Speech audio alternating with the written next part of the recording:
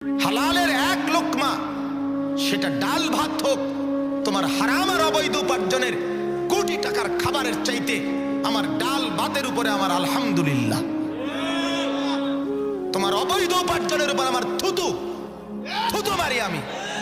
হারামের রোজগারের উপরে, ওই সুদের টাকায় থুতু মারলাম আমরা, ওই ঘুষের টাকায় থুতু মারলাম আমরা, ওই মিথ্যা উপার্জনের টাকায় থুতু মারলাম আমরা।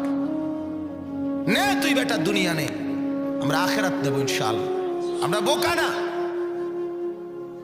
মোল্লা বোকা হয় না, আমরা চিরা খাইয়া বড় হই নাই।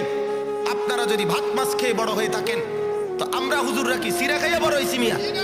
বুঝলাম না কেন, আমি বুঝবো না কেন মিয়া? না বুঝার কি আছে বলেন মিয়া? জিন্দিগির রং নাই, মুসলমানের আখলাক নাই।